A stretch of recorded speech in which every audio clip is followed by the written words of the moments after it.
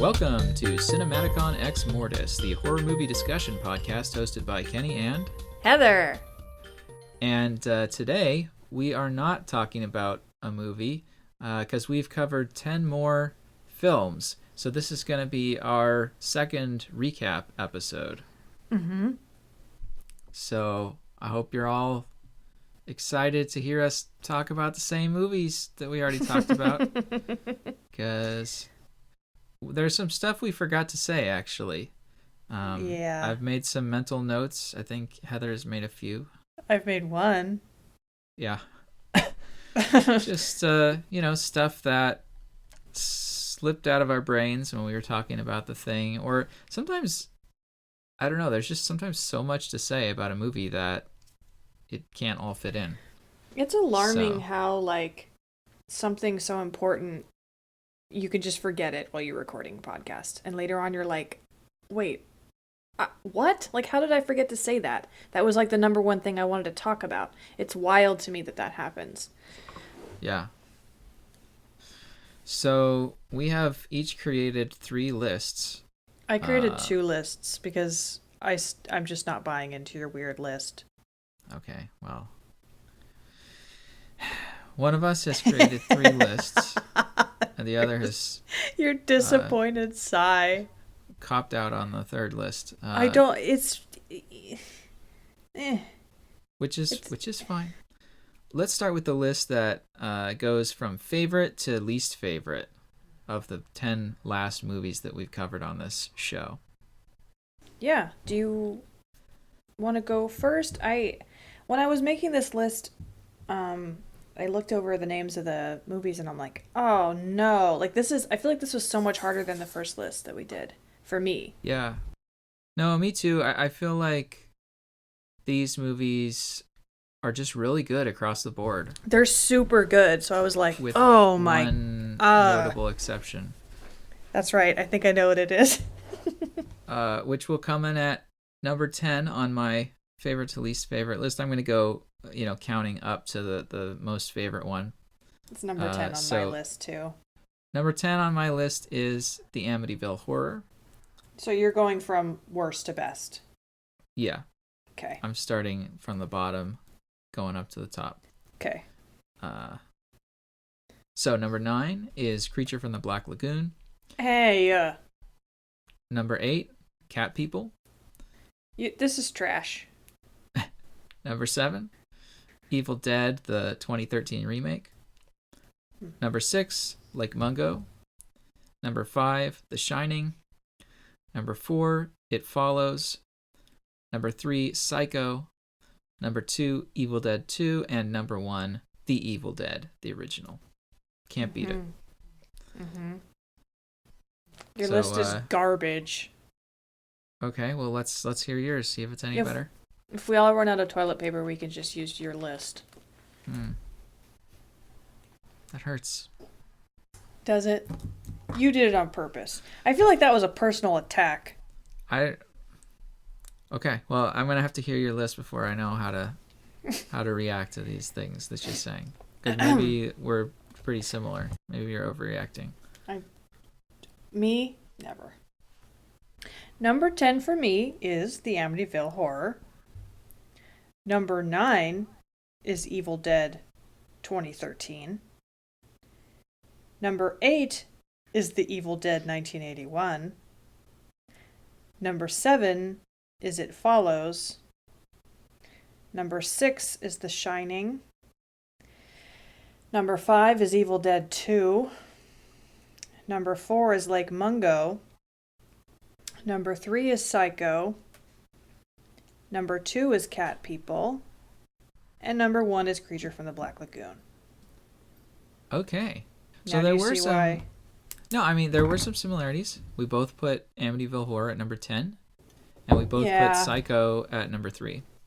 Oh, cool. And there were a lot of others where we were pretty close. But yeah, as far as the top is list, could be copy and pasted and put at the bottom of yours. Yeah. Pretty much. No, yeah. Your top was my second to last and and vice versa. So, but I think know. I don't. we base our likes and dislikes on different things, so that's why. What do you mean by that? We have different taste in movies. Like, something that makes a great horror film to me is different than what makes a great horror film to you. Yeah. Although I wouldn't say any of these, other than Amityville, are not great horror films. Like, I think these are all really good. So yeah, it is true. There's not much distance between. I mean, I don't know. There's some distance in terms of how much I personally like them, but I wouldn't say any of these are bad except for Amityville, and even Amityville I don't think is terrible. I've definitely seen worse. Yeah. So I guess Creature from the Black Lagoon, for me, it's just a little too slow.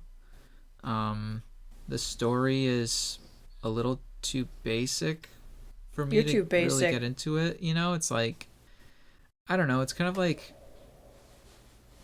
you know how people complain that they keep like rebooting franchises and they always have to do the origin story as the first one, and that's like the least interesting story. Like, we know how Spider-Man became Spider. We don't want to see him get bit by the spider again. I kind of feel a little bit that way about Creature from the Black Lagoon. Like, of course it needs to happen, but I would be more interested to rewatch the second or the third one personally. Okay, well, your opinion is wrong, and I guess I just have to forgive you and move on. I'm surprised that I had Lake Mungo so much higher than you. Yeah, I was really surprised to hear Lake Mungo. It beat Evil Dead 2 for you, right?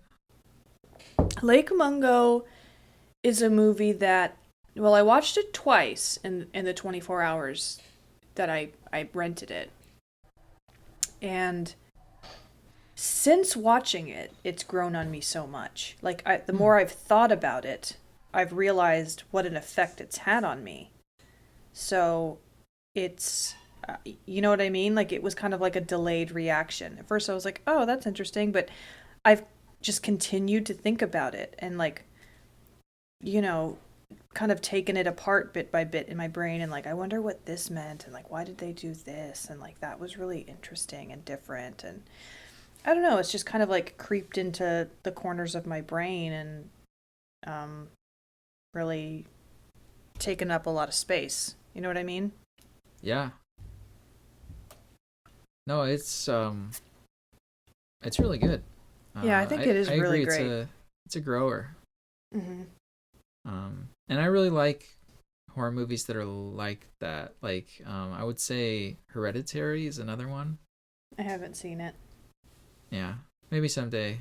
Yeah, we should. We should do that.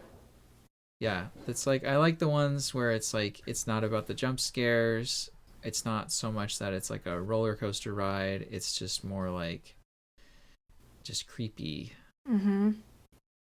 Totally. And, like, you can't even really explain why it's so creepy. It just is. Yeah. Yeah, really like it. I think that's I feel like I'd like to go back and redo that episode that we talked about it. Like, I feel like I would have so much more to say about it now.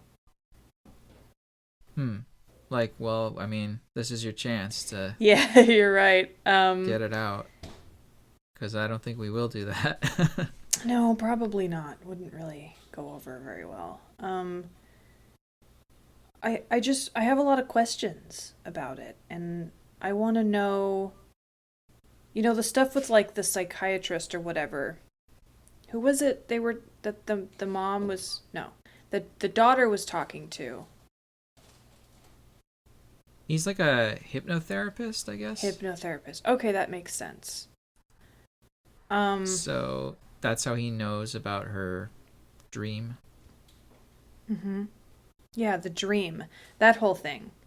But he's also kind of like, you know, woo-woo kind of guy. He's like saying he can talk to their daughter or something.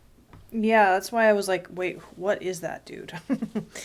Yeah. His job description is confusing to me, but yeah, I wonder what they were trying to convey with the whole, like, there's like parallels, like the the daughter is describing a dream, right? And it's her Mm-hmm. mom,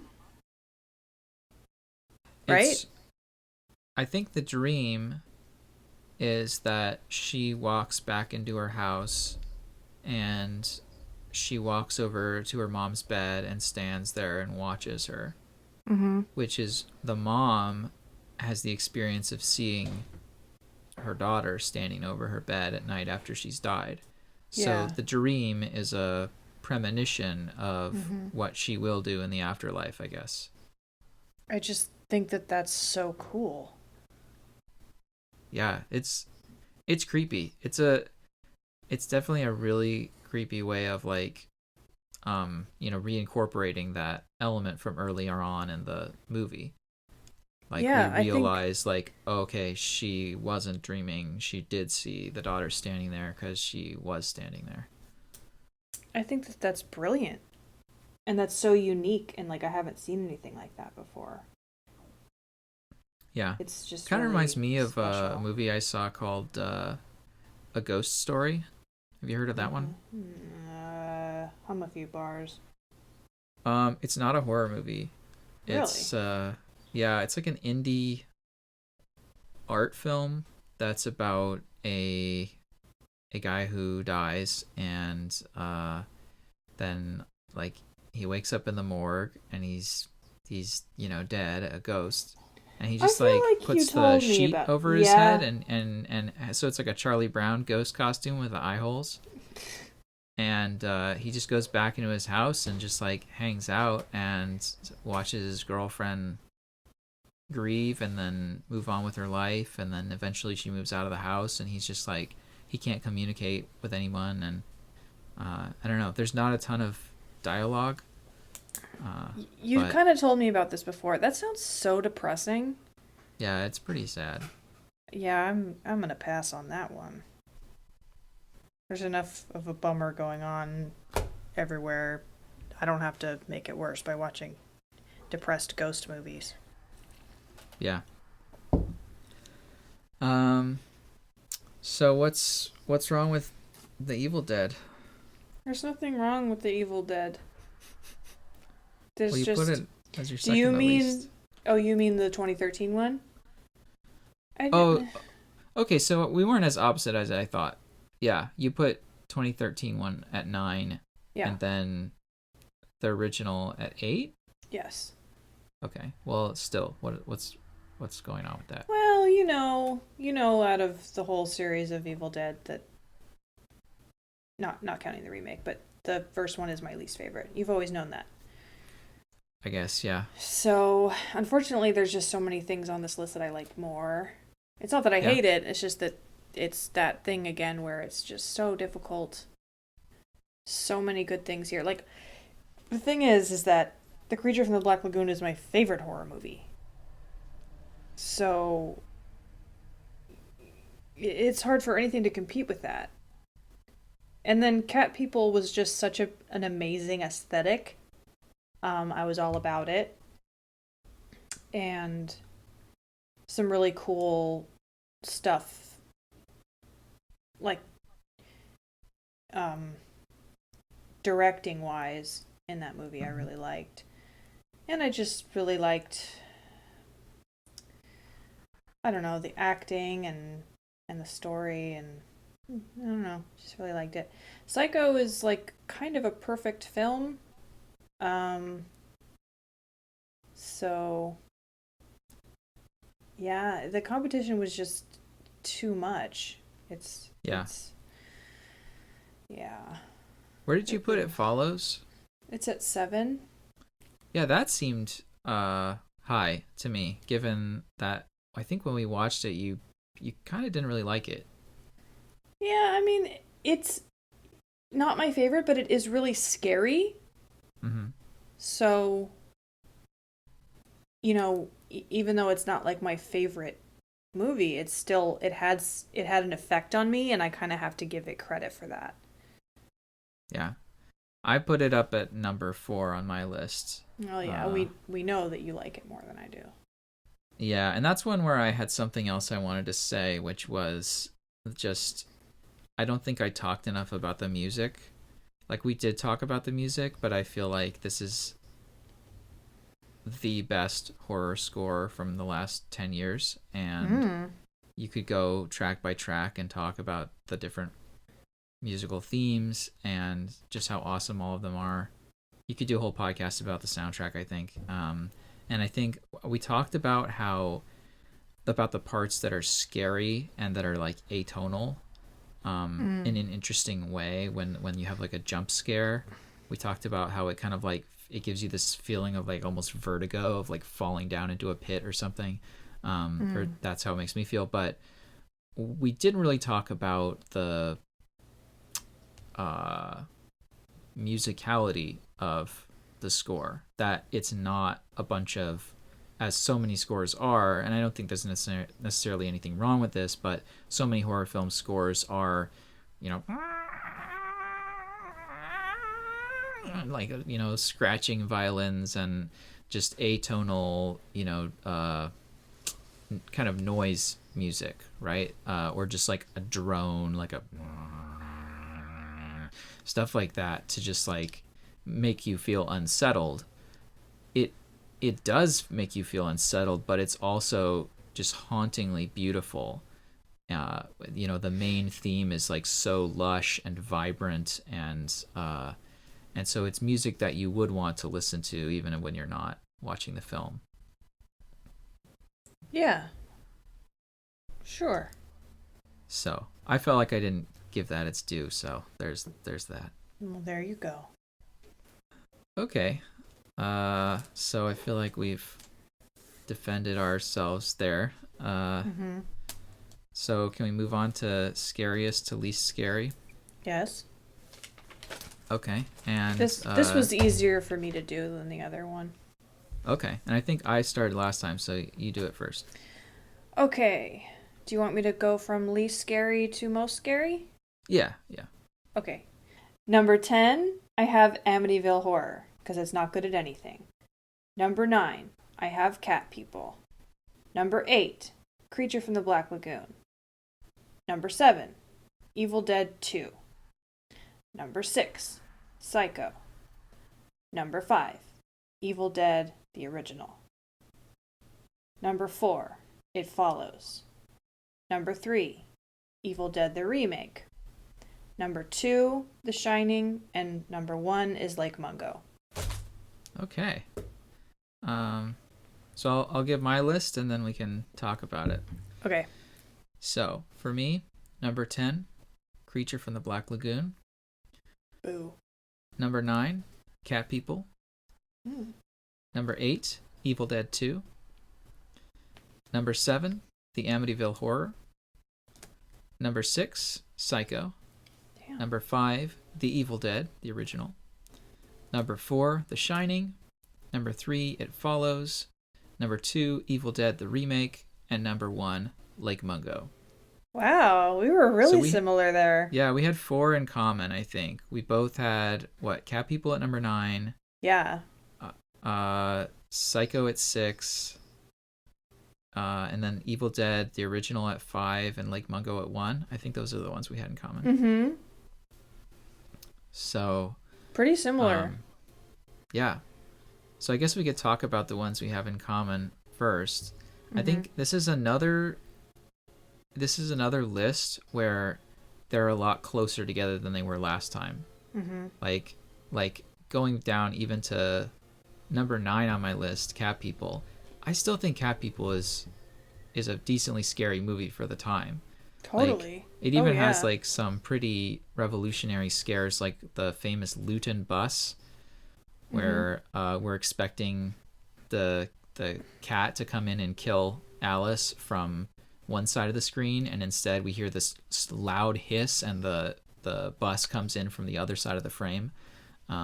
That's like one of the first jump scares. It's like a famous thing. The cat version of Irena threatening Alice in the underground swimming pool is another sequence that I think is really kind of suspenseful and creepy, and I don't know, it's great. Yep. But that's the there one was just, I think of.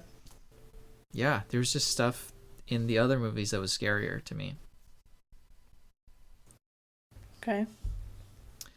I think you had something you wanted to point out about cat people, not something that's particularly scary necessarily, but something you forgot to say before. Yeah, it's the parallel between, okay, so in Cat People, Arena is kind of like playing with the caged bird, Yeah. and then I think there's like even a similar shot where you're like looking through the cage at her, right? Mm-hmm. And I don't remember a shot. I don't think there's a shot from inside the cage where they like somehow fit the camera inside the cage. I don't think. I could be wrong. There was something similar about it. I don't remember what exactly. Just like the way the shot is framed. It was. Yeah, there's. I'll have to watch both of them, and I'm sure I could figure it out, like what I'm thinking of. But it's a lot like the scene in Batman Returns, where with Michelle Pfeiffer, Catwoman is like playing with the penguin's bird in the cage, and it's definitely like a direct reference to that. Yeah. And since I have loved Batman Returns my whole life, especially Catwoman, like seeing the original content where that like, you know, inspired it was like super thrilling for me. I was like, oh my god, you know. I think that's another like weird opinion that we actually agree on. What? Because I think Batman Returns is my favorite Batman movie of any of them. It's the best Batman movie ever. Well, I think very few people outside of this Skype call would agree with that. Well, they're not invited, so yeah. This is our Skype call. The first Tim Burton one is good, but I don't think it's as good as the second one. The second one is just nuts. I've only seen the first one a couple times because it's just not. It's like okay, but Batman Returns is perfect. Yeah, I don't. And this kind of connects to my defense of Spider-Man 3. Okay. But I don't know why people, whenever there's a superhero movie that has like a bunch of villains in it, they always complain, oh, they tried to cram in too many villains and they couldn't give them all enough screen time, and that's why it sucks. And I feel like, you know, these are comic book movies. They're supposed to be silly. They're supposed to be over the top and, you know, just one crazy thing after another. And so it's fine if you know, we don't end up feeling some deep pathos for the villain because we didn't get, you know, 40 minutes of screen time of it. It's like, who cares? Have the movie be fun, first off. And I think that's what Batman Returns is. It's just like tons of fun. It's got Burton's fingerprints all over it. You know, it's like completely in his style. Mm-hmm. Which is wonderful. Yeah. But I guess that's just one more example of how like modern filmmakers are still looking to these older films. Totally. You know, like Tim Burton's whole style is kind of based on these early horror films, black and white, and even silent horror films. And I love that. Yeah. I think that that's wonderful. So let's see. One where we disagreed, I actually put the Amityville Horror at number 7 on Scariest. Okay. I don't think it's a good movie, but I actually do think it has some pretty scary stuff in it. We talked about when we did the episode, the part where the little girl gets trapped in the closet and she's like hammering on the door and can't get out. And the other girl is just like sitting on the other side and she's like stuck in the closet with God knows what demon or ghost or whatever is in the house. I thought that was like a really scary sequence. Like overall, what does it contribute to the plot? Nothing. Like that character just disappears from the movie afterward, but still as its own sequence. I feel like there are other things in the movie that are that are definitely creepy. And maybe I think it's partly just me that I'm somebody who is scared by ghosts and haunted house type things more so than by cat people or creatures from Black Lagoons, like that, those kind of just monster things where the threat is just that it'll claw you. Doesn't bother me as much. So that's why it managed to get in above those other ones. Yeah, it's kind of complicated for me because obviously I'm more scared of ghosts than claw things also. But there's just like personal reasons why. Like, because I know the backstory so well to Amityville, I know how stupid this all is. You know what I mean? Like, there's other factors at play. Like, I see. The reason why I think Creature from the Black Lagoon is scary is just because I'm afraid of water. Like, I'm afraid of things in the water. Yeah, so definitely. That, makes that higher on my list. And that pool scene in Cat People is genuinely really scary to me. So there, it's just kind of a personal thing for me. Yeah, definitely. And I guess our number one picks kind of bear that out too. We both put Lake Mungo. And yet I think this is one of those, it's one of the great divides among horror movie likers.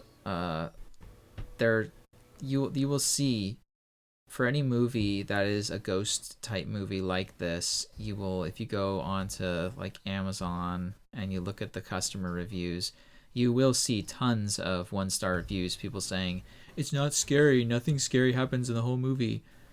And for classic movies like Blair Witch Project or The Ring or something like that, that are like genuinely really scary movies, you'll find tons of people saying this, because I think there is just like a demographic of people that are just immune to being scared by any kind of ghost or supernatural type being like that, unless it takes on a physical form and there's gore and stuff. Okay. If the whole movie is just, oh, I saw something in the mirror, oh, this photograph has a blurry image of somebody or something, that they're just sitting there just falling asleep. Whereas to me, I'm like never falling asleep again because it's so scary. It's so much more realistic, and it's like when things are a little more subtle and a little more realistic, they're that much more scary. Well, I don't agree with that. I don't think it's more realistic to have imaginary supernatural things than to have something that's real. I don't mean that. I mean, like, in terms of ghost movies. Like, if you see the ghost and it's just like this translucent person wearing creepy looking clothes and looks all dead and stuff, it's like, okay. But if it's just like subtle hints of something, it's the thing where it's, if you don't see it, it's more scary. So it's more like relatable.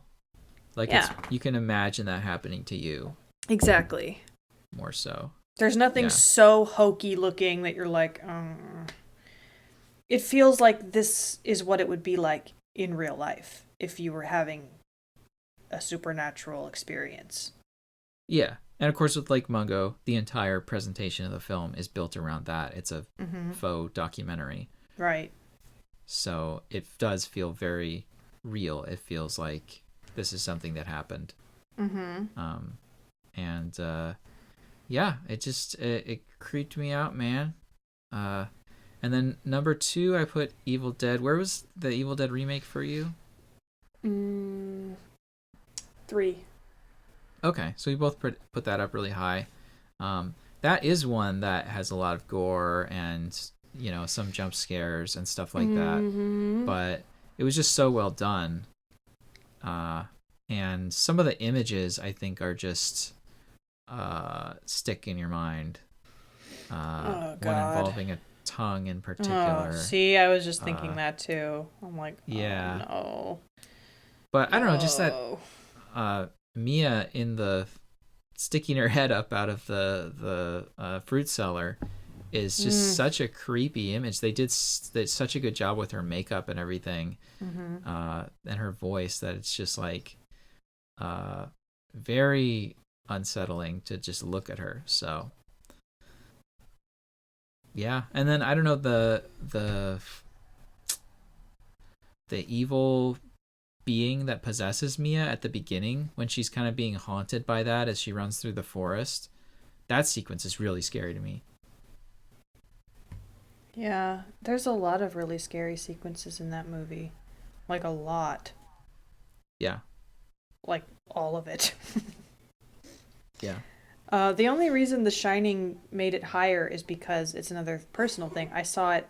It was one of the first horror movies I've ever seen. Mm-hmm. So I was pretty young when I saw that. So it like got its claws in there real deep from a young age and traumatized me. Mm-hmm. So, you know, I'm still, those fears are still carried over into adulthood. So that's why. Yeah. Like, if I was allowed to put something on here like The Brave Little Toaster, that would skyrocket to the top. You know what I mean? Yeah, yeah. No, I think even now I would be hesitant to watch that. I'm not watching that. No one could pay me enough money to watch that movie. But yeah, The Shining was pretty high on my list too. It was up at number 4. And I think for a similar reason, yeah, I saw that one when I was pretty young. I think it was definitely my birthday. Happy birthday. Yeah, maybe I was 10 or 12 or 13 or something. And watched it late at night. And I remember it being frustrating because I had to keep the volume down so as not to wake up my parents. So, but it's one of those movies that has like a really wide dynamic range, so you have to turn the volume back up during the conversation scenes in order to hear the dialogue. But then you have to like turn it down once it gets loud again. So I had that. So it was kind of an annoying experience, but also, you know, there's definitely images in that film that stay with you. And I guess for me, we talked about this when we did the episode, but the scariest thing about The Shining, it's kind of similar to It Follows, which just barely beat it at number 3 on my list. Both of those are movies that to me are scarier when you think about them afterward. Like the idea of something pursuing you and just walking after you at all times, and it can look like anyone and you just never know where it is. Like that's a terrifying idea to just think about. Same thing with The Shining. To me, being in a hotel that's potentially haunted all by yourself, and there's just a bazillion rooms, and you know, as you're going down the hallway in your little tricycle, you kind of stop because there's one room that the door is creaked open a little bit, and it's like, okay, that's just a really scary idea. Right. It's a bone-chilling idea. And then there's certain sequences in it, like speaking of the little tricycle, when Danny is riding around and he suddenly turns the corner and he sees the twins.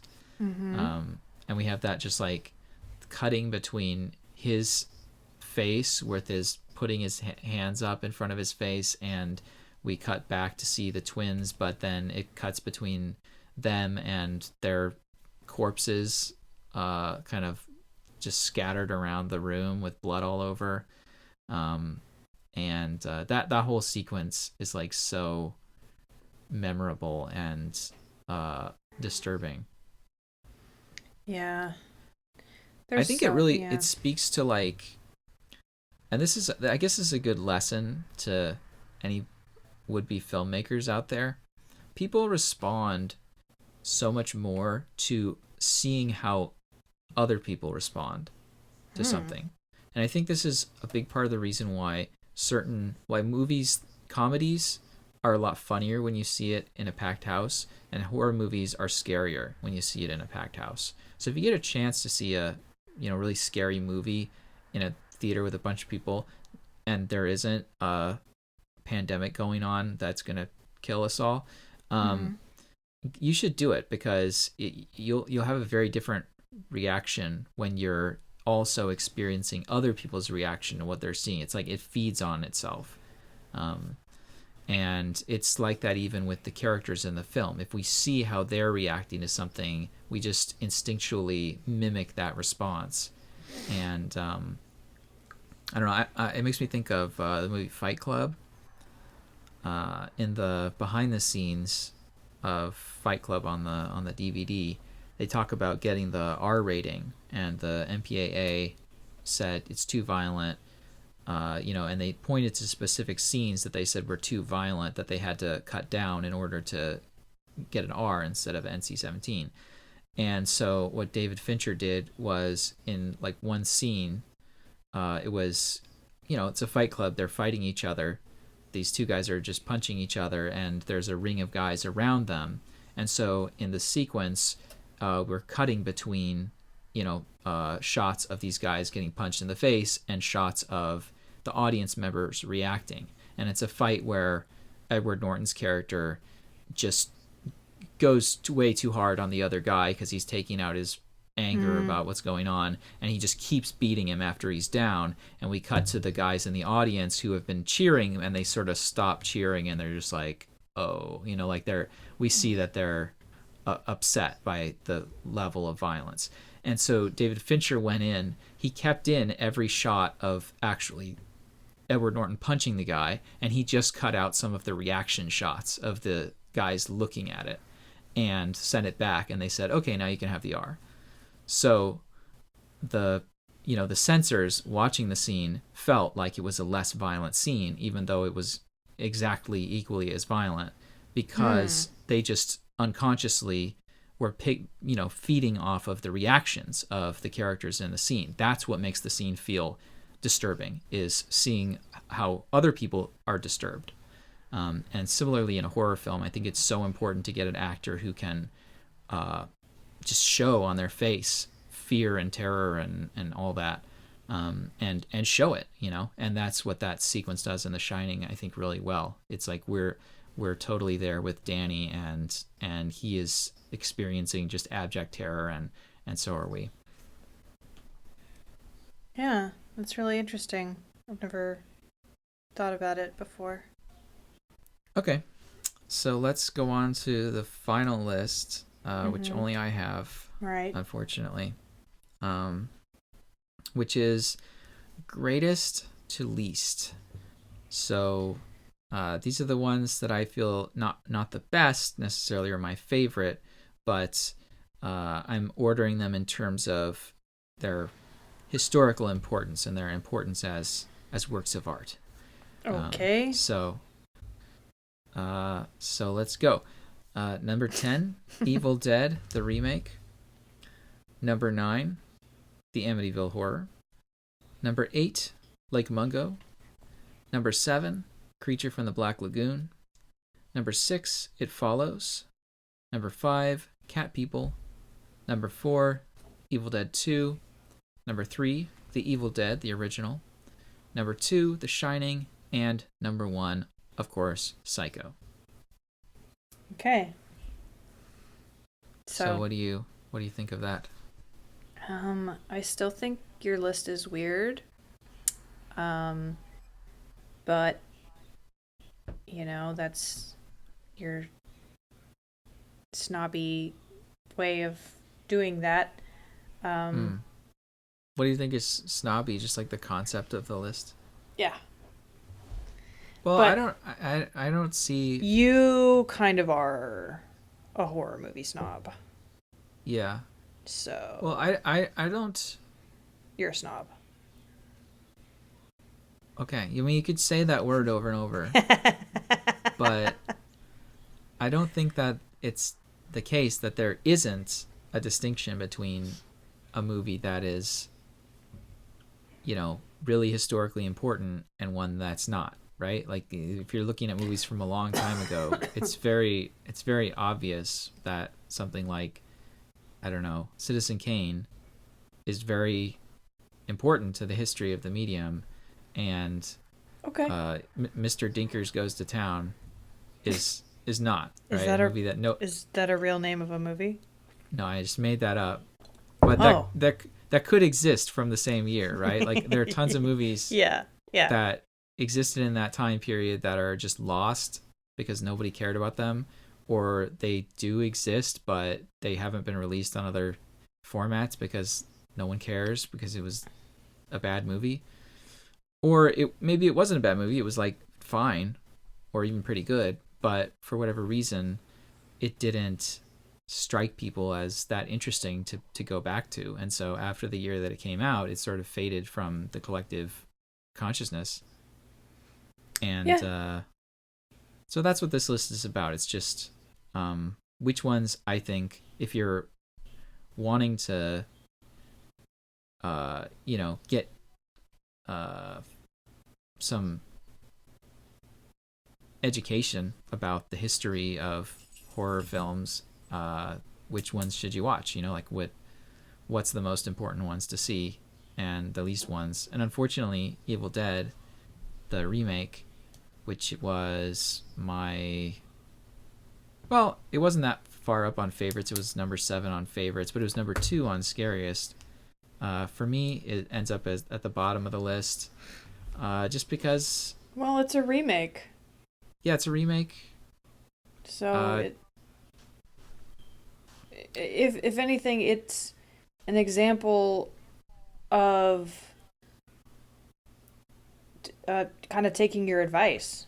Like it took from the original content and learned and made their own thing. So yeah, but what they made didn't end up being something that I think a lot of people are looking to as like an inspiration. Whereas there have been horror remakes that have been like The Fly that we covered in our first 10 episodes. True. That was a remake of a movie from the 50s, and that has like eclipsed the original and become very influential on its own. That is true. I don't think that's happened with Evil Dead. It just, I don't know, like we talked about, I think it's really underrated. So maybe eventually it'll become known as one of the better horror movies from the 2010s. You never know. I would like that. But yeah, so far I don't think it's really had that much of an impact. And it's not like it was doing something super original. Like there weren't other really gory horror films from the time period. Like no, that those kinds of movies already existed. Mm-hmm. It wasn't like pushing envelopes that nobody had ever done before. So it ended up even behind the Amityville Horror, which came in at number 9. Because Amityville Horror, as much as it's not a great film, it spawned this big franchise, right? Like there were sequels, there's a remake. It's one of the horror films from the 70s that like most people have probably heard of. Mm-hmm. So, it's there. Yeah. And then Lake Mungo came in at number 8. Again, a film that I love. And a film that it made it as far as it did because it is really original. It is doing something totally new.